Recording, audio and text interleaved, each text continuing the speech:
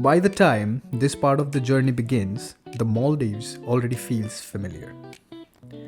We start at the Kani Resort, a place that feels peaceful even before you step inside. From the rooftop, the view stretches endlessly.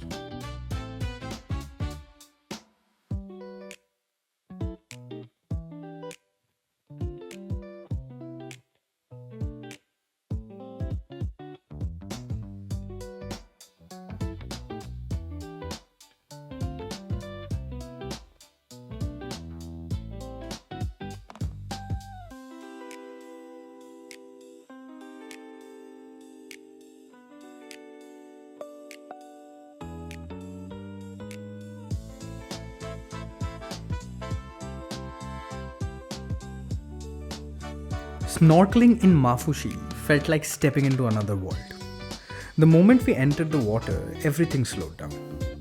Below us, schools of colorful fish moved effortlessly, waving through the corals and rocks. The water was so clear it felt unreal, like floating over glass.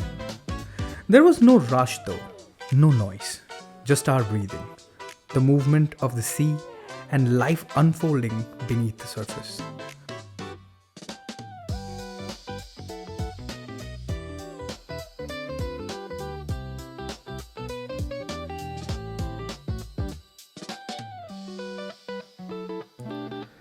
For a while, we forgot about the cameras, time, and everything else.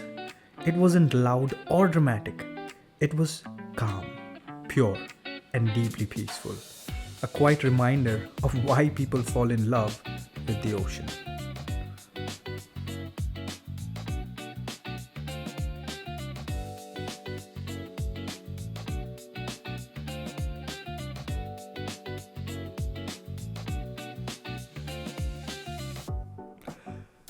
Then came the toe tubing, which began quietly, almost casually. We climbed onto the tube, settled into our places, and tightened our grip as the boat slowly pulled away.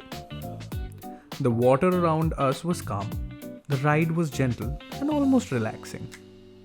As the boat picked up the speed, the tube began to glide across the surface. It bounced lightly at first, skimming over small waves, each splash followed by a laughter. The wind grew stronger. The sound of the engine became steadier and deeper. Every turn sent us slightly sideways, testing our balance and testing our grip. The waves grew closer together, and the tube started lifting higher with each hit. Our focus narrowed. No talking now, just holding on and reacting.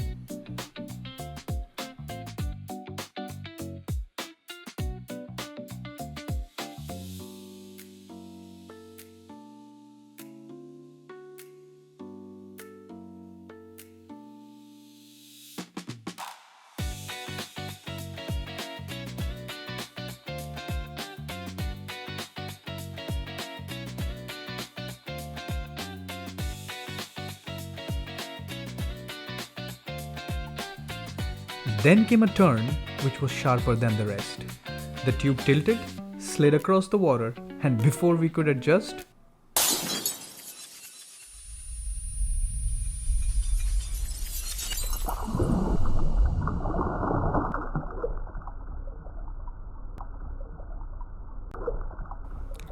for a brief moment, there was a surprise, a little fear, and then calm. We surfaced laughing and excitement still rushing through us.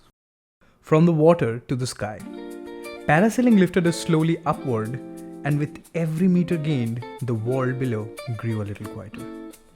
The boat looked tiny, the waves softened into patterns, and the noise faded into calm. Up there, suspended between the sky and sea, everything felt balanced. There was no rush, no fear, just stillness and a view that stayed with us long after our feet touched the ground again. Now we were ready for the night. After a long day of sun, sea and adventure, we changed, freshened up and stepped out again, and this time it was something different. The resort felt transformed. Lights glowed softly along the pathways, music floated through the air, not too loud, just enough to pull you in. The energy had shifted, calmer, warmer, and happier. As we reached the party area, everything came alive.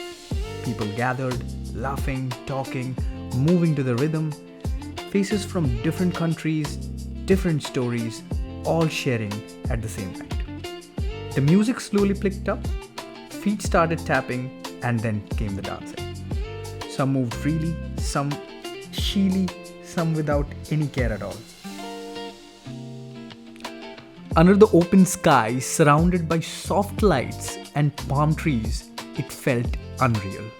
No rush, no worries, just a moment to enjoy. We danced, we laughed, we watched others dance. Sometimes we joined in, sometimes we just stood back and soaked it all in. The ocean nearby whispered in the background as if it was the part of the celebration. The breeze carried the music, the lights reflected off smiling faces. It wasn't about a party alone. It was about the feeling, being present, being happy, being exactly where we were meant to be. The Bikini beach was different. The moment we arrived, we could feel that. The energy, the noise, the crowd. This wasn't a quiet, empty stretch of sand. This is where everybody came. People everywhere. Tourists walking, sitting, swimming, clicking pictures, music playing from nearby cafes, conversations blending into the continuous sound. This is the only part of the island where swimwear is allowed, and it shows. It felt like a small world packed into one beach. Some people were sunbathing, completely relaxed. Others were lining up for water sports, laughing, bargaining, planning their next activity. Kids ran along the shore like a wave chasing their feet. The beach felt alive, almost too alive. At times, it felt crowded. There was barely a quiet corner to stand still. But at the same time, there was something interesting about it. So many cultures, so many languages, all sharing the same strip of sand. Everyone there was for the same reason, just to enjoy the sea. The water was still beautiful, clear, blue, and extremely inviting. Even with the crowd, the ocean kept doing its thing, waves rolling in without care. We walked slowly, observing, soaking it in, not rushing, not judging, just watching. Bikini Beach may not be peaceful, but it's honest. It shows the real busy side of the island tourism. And for a while, we let ourselves be part of it.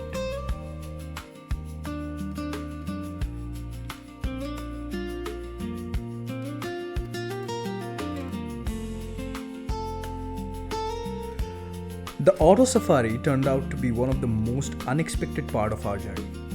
After days of beaches, water adventures, this felt different. This was slower, quieter, but more realistic. Beautiful macaws, bright red, blue, and yellow patched calmly, their colors standing out against the muted island tones. They felt almost unreal, vibrant, alive, and completely unbothered by us watching. A gentle reminder that the island holds beauty beyond just the sea.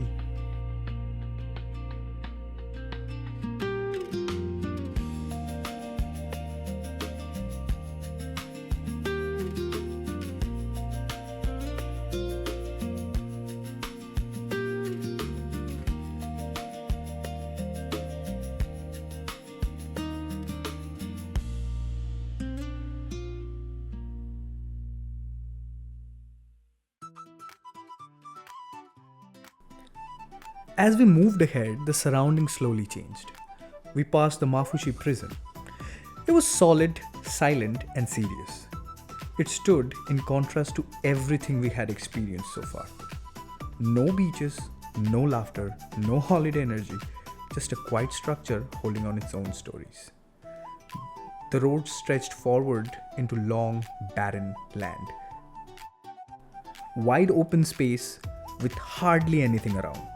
No shops, no crowd, no noise. Just earth, sky, and the sound of the auto moving steadily forward. There was something calming about this emptiness. It gave the island a room to breathe. Soon the ocean appeared again, but not the kind we were used to seeing. These were long, open shores, untouched and quiet. Waves rolled in gently, uninterrupted, with no sunbeams, no people, and no cameras waiting. It felt raw, natural, like the island before the tourism found it.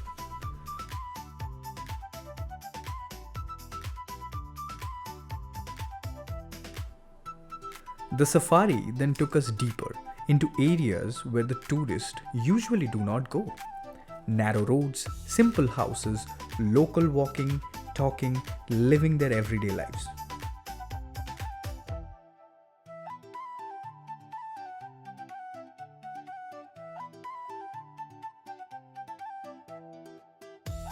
Children playing outside, elders sitting quietly, bike passing by slowly. No one stopped to look at us. No one paused. Life simply continued there. And that made it special.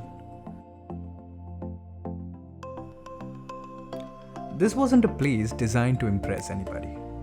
It was a place meant to be lived in. As we moved along, the noise of the ocean returned again, guiding us towards our final stop, a beautiful park close to the sea.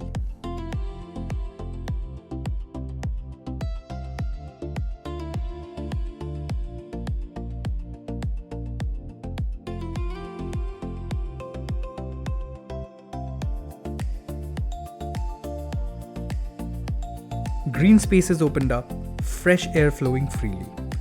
The ocean lay just beyond, waves visible through the trees.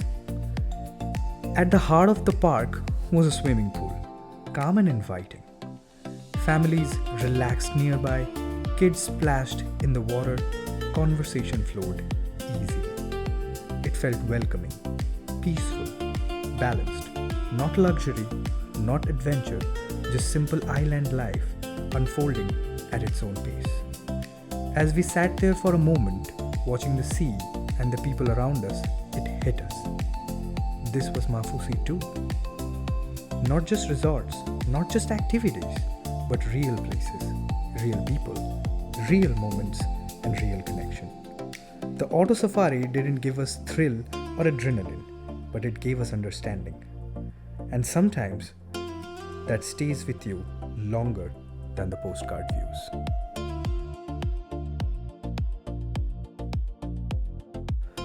We arrived in Hulhumale on a beautiful boat ride, stepping onto a clean, lively dock. From there, we walked along the beach, feeling the waves and the breeze.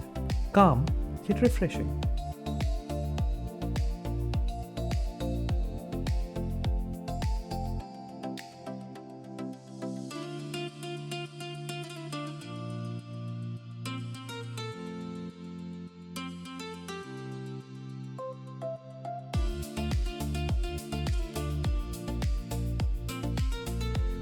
Then we explored the city streets, watching locals go about their day, discovering small shops and capturing pictures of vibrant corners. More of the city unfolded as we wandered. Modern buildings, bustling lanes, and friendly faces.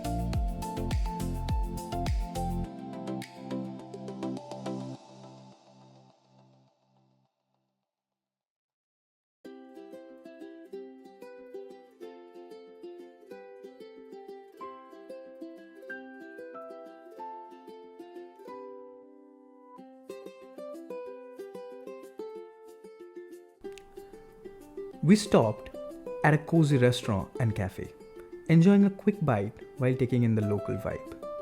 Later, a bright double-decker bus passed by, reminding us that we were now back in the city rhythm. And just like that, our Maldives journey came to a close. From calm island to lively street, a perfect blend of adventure, culture, and memories to carry home.